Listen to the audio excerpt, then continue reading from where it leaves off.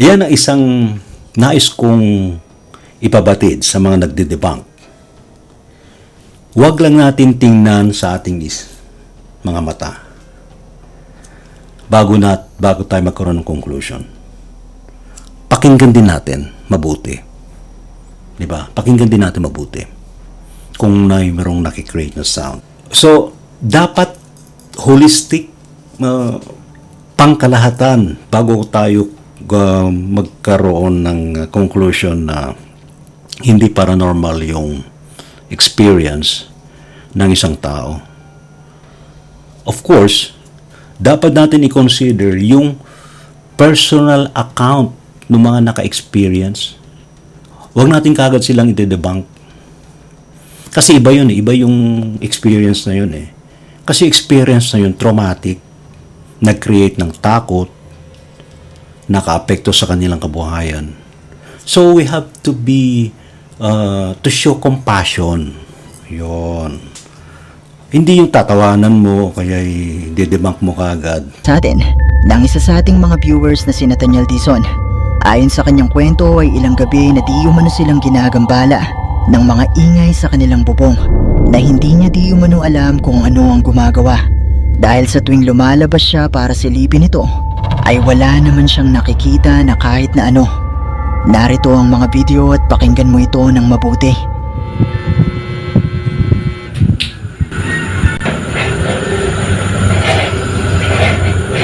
Sa bubong. Pag sa bubong na yan, ako minsan nga magvi-video ako pagka umaakyat ang pusa ko sa bubong. 'Di ba? Lahat ng noises maririnig But here on this video na nireakan ni Brother B, ni Bungo, sa akin para sa akin, hindi yun pusa. Hindi. Bakit? Ang pusa ay napaka-stealth, quiet kung kumilos. Diba? Quiet. Ibig sabihin, hindi mo namamalayan, nandiyan na pala yung pusa. Ni wala kang marinig na kaluskos. Ni hindi mo marinig yung yabag kasi yung paw niya, yung pala yung nag-absorb nung weight niya. Kapag ang mga pusa naghahabulan, yan, pag naghahabulan sa yero, maingay. Kasi dinig mo yung meow, meow, gumaganon, ngumingyaw, ha? Para nag-aaway. Kung magkikreate siya ng sound, dapat, I think, 1 or 2 nights only. O kaya baktaw-baktaw ng night. Hindi yung halos sunod-sunod. Nightly. O, diba? Gabi ng Misteryo. Mga kamisteryo, mga ka-adventure, magandang gabi sa inyo. I-debunk natin si Bungo.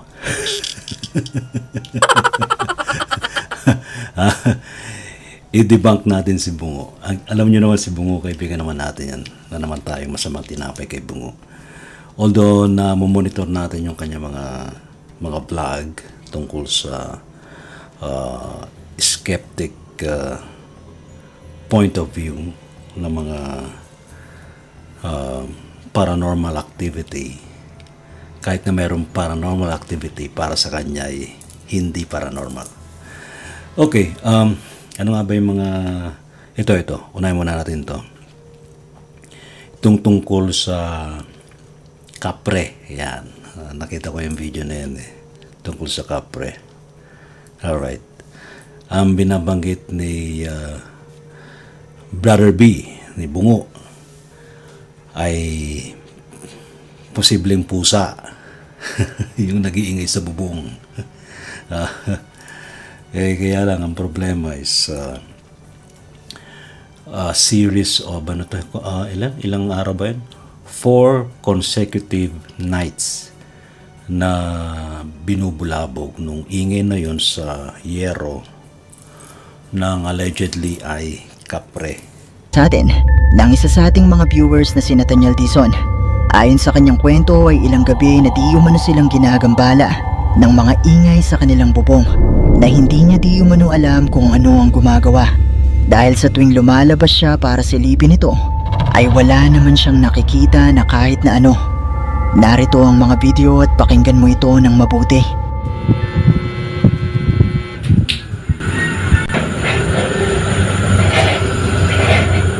Ano sa bubong? Pag sa bubong na yan, ako, minsan nga mag-video ako pagka umaakyat ang pusa ko sa bubong. Diba? Lahat ng noises maririnig eh. Ayan na. So, nung pinanood ni Bungo, ni Brother B, ang kanyang conclusion dito ay pusa. Ayan. Kasi ang pusa, maingay naman talaga kapag sabi niya, sa paliwanag niya, pusa yan. Kasi yung pusa niya, si Panda, ay kapag kumakaluskos sa bubong, maingay. Ayan. Pag yung mga bubong na yan, lalo na kung wala pa siyang kisame, talagang bubong lang talaga. Mabigat ang paa ng pusa, baka akala nyo. 'Di ba? Na ano ko na rin yan. Yung pusa nga dyan na, na mailap si Panda. Umaakyat dito sa bubong ko na naririnig ko yun pagka gabi. Okay lang.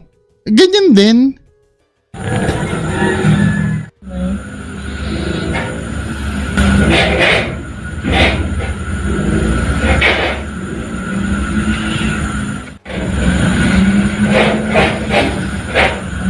Pero if wala ka talagang idea kung ano yan, nakakatakot talaga.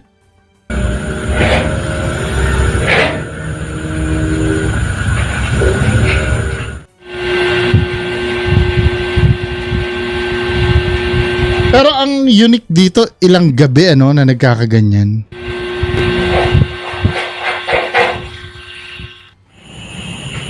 Ika-4 na gabi.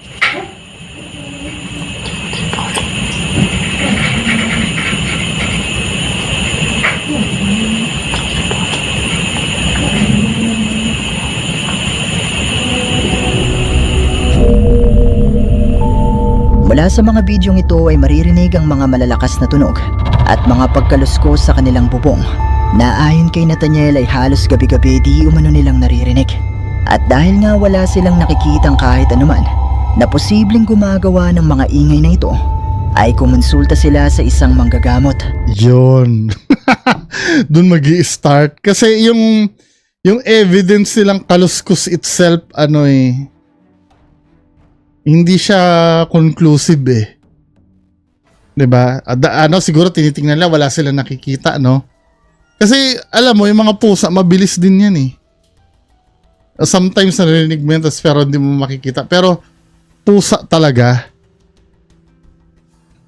'Di ba? Minsan i-video ko pagka may tumunog din dito. Pero kasi siyempre, pag kinonsult mo sa albularyo yan, na yan? Na May something na. posibleng di umanong isang kapre ang gumagambalang ito sa kanilang tahanan. Kaya naman para sa seguridad ng kanyang asawa at bagong silang nila na anak, ay nagpa siya si Nathaniel na lumipat na lang ng bahay.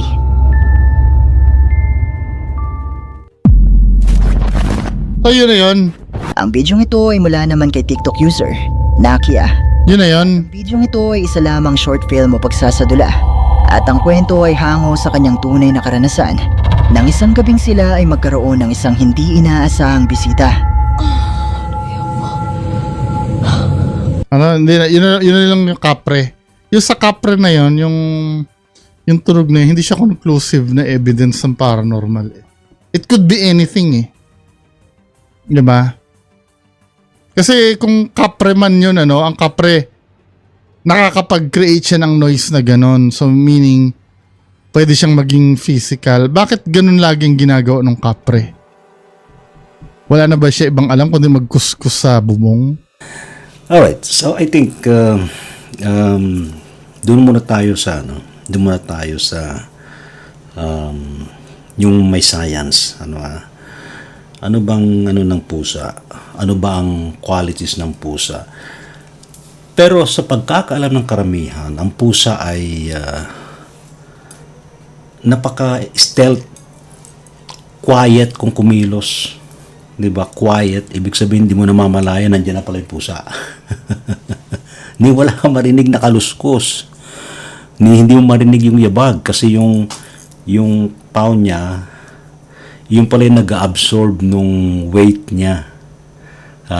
Yung nag-absorb ng weight niya kapag initsa mo siya, babagsak, hindi ganun kalakasan ang bagsak. Meron kunting tunog. I don't know kung gagawin to ni Brother B. Kapag bumagsak, kasi shock absorber yung sapaw sa ilalim. Ayon kay AI Google, cats are known for having incredibly quiet, light paws. Ayan na. Due to the presence of soft, yung sapaw niya, no? Padded toe beans, ang tawag. Paw pads, ang tawag. On their feet that absorb sound and impact when they walk or jump. So wala kang halos maririnig. May marinig ka konti. Ay, ewan ko, i-try nyo sa inyong mga bahay. Pero kapag ang mga pusa naghahabulan, yan, pag naghahabulan sa yero, mga maingay. Kasi dinig mo yung meow, meow, gumaganon, ngumingyaw, para nag-aaway. So, pusa yun. But here on this video na nireakan ni Brother B, ni Bungo, sa akin, para sa akin, hindi yun pusa. Hindi. Bakit? Okay. Huwag muna tayo sa spiritual side. Tingnan muna natin yung manifestation ng sound. Unang-una, ang sinasabi ng mga naka-experience, 4 consecutive nights or maybe longer pa. Kasi sunod-sunod na halos gabi-gabi raw eh. Yun ang description nung nagnanarrate. Sino ba yun? Si Creep ba yun? Sa atin, ng isa sa ating mga viewers na si Nathaniel Dizon. Ayon sa kanyang kwento ay ilang gabi na di umano silang ginagambala ng mga ingay sa kanilang bubong na hindi niya di umano alam kung ano ang gumagawa. Dahil sa tuwing lumalabas siya para silipin ito, ay wala naman siyang nakikita na kahit na ano. Narito ang mga video at pakinggan mo ito ng mabuti.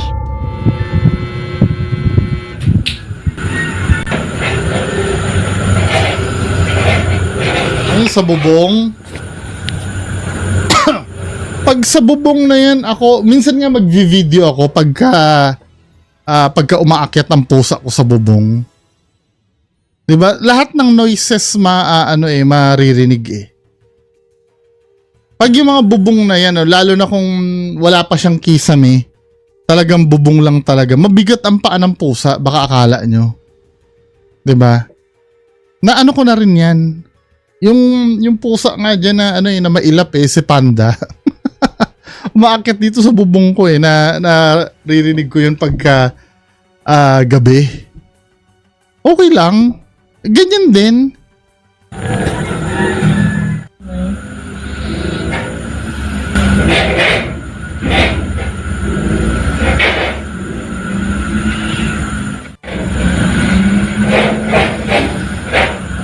Pero if wala ka talagang idea kung ano yan, nakakatakot talaga.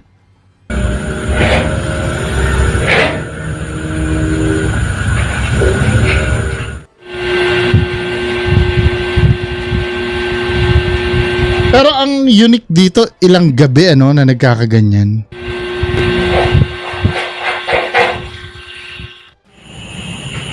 Ika-4 na gabi.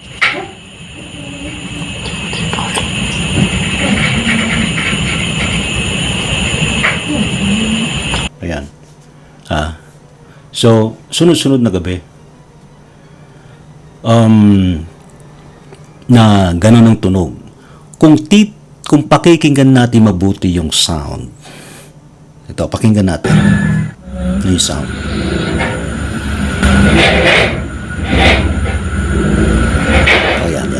pakinggan natin sa, di ba? Parang ano, hindi tumalon yung pusa. Kasi kung pusa yun, dapat saglit lang. Saka walang nyaw. Kasi nakikreate sila ng malakas sa sound kapag naghabulan sila sa bubong. Naranasan ko na yun. Maraming beses ko na na-encounter yung mga pusa naghabulan sa bubong. Yung yero. Ha? Lalo nung nakatira ako sa Malabon. Kapag naghabulan niya, bug talagang malalakas. Naghabulan nila. O diba? Kasi na-stress sila. May hablan eh. Paano tayo, diba? Kapag tayo'y hinahabol. Hinahabol na naniningil ng utang. Kakarepes tayo na takbo. Hindi na natin iniisip yung nag-iingat tayong umakbang, o di ba? Kaya ba nadadapa, tumatambling. Ganyan ang mga pusa. Naging reckless na pag tumakbo na, pag nagpapanik na, nabubundol ng boom, o di ba? Kaya naririnig mo yun sa bubong. Pero kung intently na ginawa ng pusa na tumalon, wala kang halos marinig na sound. Kasi yun nga, paliwanag ng Google, shock absorber ng weight niya yung soft yung sa paw. Nasaan ba yung pusa ko rito? Wala ka. Halika nga rito. Ayun, yung sa paw niya. Ayan. So, hindi nakikreate ng sound yun. Okay, so, ito pa. Kung pusa man yun, kung magkikreate siya ng sound, dapat, I think, 1 or 2 nights only. O kaya baktaw-baktaw ng night. Hindi yung halos sunod-sunod, nightly. O, diba? So now, dahil sa meron siyang series of creepy sound dun sa bubong. So, based dun sa sound na yun, parang ginaganon eh, di ba? Boom, boom, boom, boom, parang ganun eh. Oh, di ba? Parang tinatap, tapos parang ginaganon. Ewan ko lang, baka tinutuklap. So, yan. Now, dun sa sinasabi ng mga naka-experience dun sa house na maaari daw ito'y kapre, depende na dun sa history ng lugar. Wala naman tayo dun sa lugar. Kasi ang unang tanong ko yan, kung sakasakali, nagtatanong ko meron ba malapit na punong kahoy dyan. Normally kasi mga puno, tirahan niya na may kanto. Alright. So, pwede. Alright. So, yan. Yung ating paliwanag dito sa allegedly sinasabi ni Brother B, ni Bungo, na pusa lang yung kumakalos ko sa yero ng isang bahay. Ako hindi. Hindi tayo palo doon. Hindi tayo sang-ayon doon. Alright. Ayan ang isang nais kong ipabatid sa mga nagde-debunk. Huwag lang natin tingnan sa ating mga mata bago tayo magkaroon ng conclusion. Pakinggan din natin mabuti. Diba? Pakinggan din natin mabuti kung mayroong nakikreate na sound. Of course, you can also use some gadgets. Sa mga ghost hunters, they use ano na ba yung aking mahiwagang EMF meter dito? They use EMF meter, diba? To communicate with spirits. Iba gumagamit na may spirit box. So, dapat holistic pangkalahatan bago tayo magkaroon ng conclusion na hindi paranormal yung experience ng isang tao. Of course, dapat natin i-consider yung personal account ng mga naka-experience. Huwag natin kagad silang i-debunk. Kasi iba yun eh. Iba yung experience na yun eh. Kasi experience na yun, traumatic, nag-create ng takot, naka-apekto sa kanilang kabuhayan. So, we have to be, to show compassion. Yun. Hindi yung tatawanan mo o kaya didebunk mo kaagad na ganito lang yan, mali yan. Mali. Hindi ganon. So, yun. Yun ang may isang advice lang naman sa mga nagdedebunk like si Brother B, si Bungo, sina Christopher, Abari, at iba pa na naniniwala sa advokasya ni Bungo. Marami tayong pang ipapaliwanag tungkol dyan. Abangan ninyo yung ating paglilinaw dun sa dinebunk ni Brother B na orbs na nakunan ng CCTV na nag-alarm yung CCTV. For him, yun lang ay sapot ng gagamba. Ganon din yung pananaw ng ibang mga tutol dun sa ating conclusion na mayroong paranormal activity sa naturang lugar. Alright? Mga kamisteryo, huwag niyong kalilimutan tuwing Sabado sa DCRH Live tayo.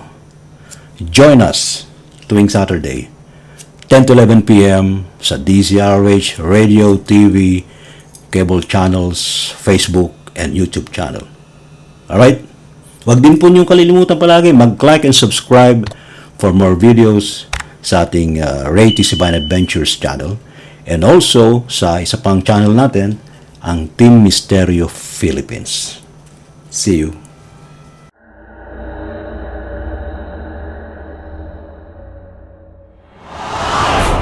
Encounters mga sightings ito. Ito ba'y palatandaan na talagang malapit na mga experience o meron kayong sightings ng mga UFO? Higher beings, especially to the universe you call God. Innumerable company of angels beyond human comprehension.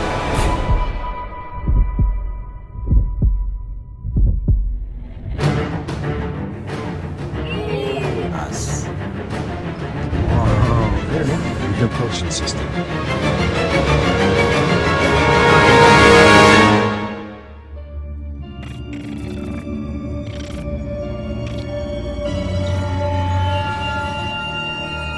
Gabi ng Misteryo.